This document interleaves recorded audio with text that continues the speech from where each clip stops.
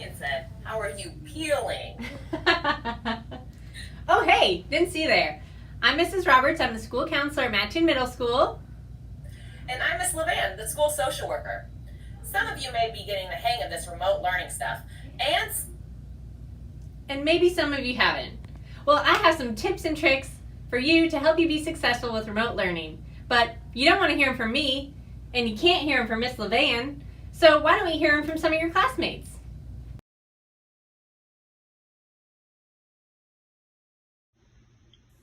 It's really important to have a clutter-free learning space.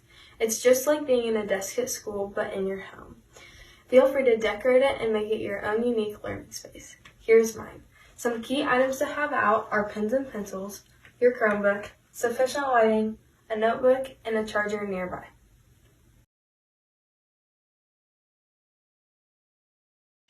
Before school, take the time to make daily planners in this or on a piece of paper. And when you have time, take quick walk breaks.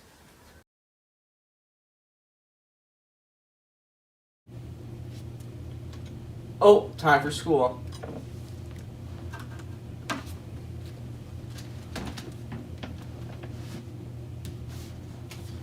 There can be a lot of distractions to remote learning, so make sure to turn off all your devices so you can focus on your remote learning.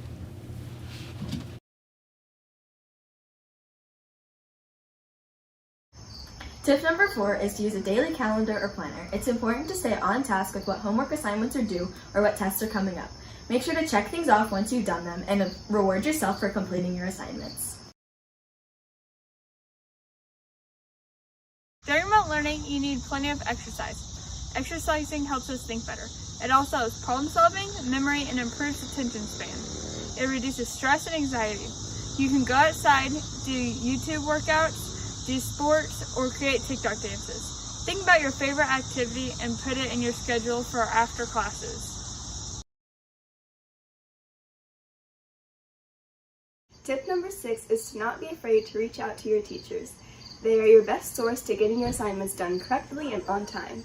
If you don't know what to do, try sending them an email or asking a question in your Google Meets. They are here to help you. Thank you so much for watching this video. If you need a reminder of the list, here it is. I hope that these tips and tricks all help you and better your remote learning experience. Remember, it's a great day to be a Wildcat, and I hope you all have a fantastic week. Bye, guys.